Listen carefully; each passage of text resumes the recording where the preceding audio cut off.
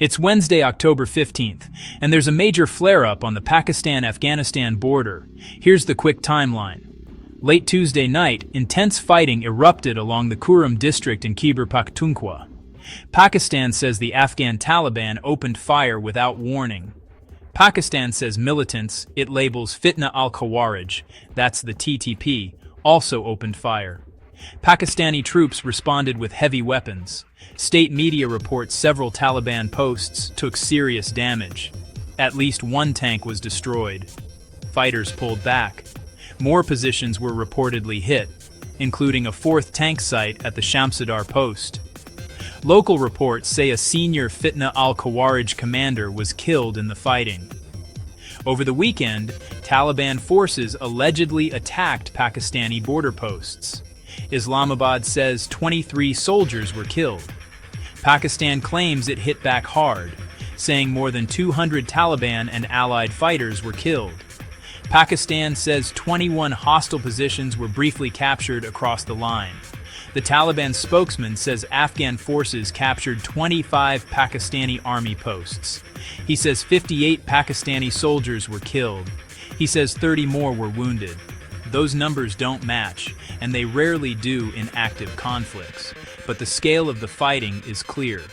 Pakistani officials say Afghan forces opened fire in several northwestern border areas: Chitral, Bajor, Mohman, Angur, Atta, Kurram. Pakistani troops answered near Tira in Khyber. The fallout is immediate.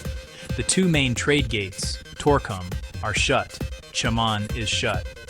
Afghan refugees and other travelers are being turned back as both sides lock down their crossings. Inside Kabul, explosions in the capital, explosions in Paktika. There was even speculation Pakistan targeted top TTP figures. Afghan officials say Noor Wali Masood is safe. Asked whether Pakistan carried out strikes to kill TTP leaders, the military spokesperson neither confirmed nor denied it. Diplomatic pressure is building.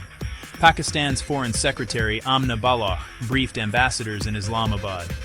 Saudi Arabia is calling for restraint and dialogue. Iran says stability between Afghanistan and Pakistan is essential for the whole region. There are reports that Kabul paused attacks after outreach from Qatar and Saudi Arabia. Here's why this matters beyond the border. Analysts warn 2025 could be one of Pakistan's deadliest years if current trends continue. Thousands were killed in attacks last year. A deeper Pakistan-Afghanistan clash would hit trade.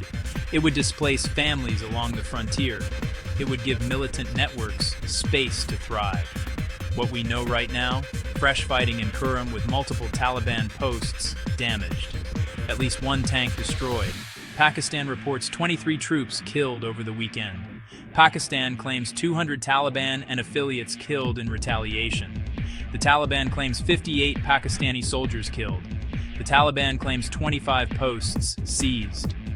Crossings at Torkham are closed. Crossings at Chaman are closed. Travelers stranded. Explosions in Kabul have intensified the blame game. Explosions in Paktika have intensified the blame game. Regional players are urging de-escalation and talks. Expect more statements, more claims, and potentially more skirmishes in the short term.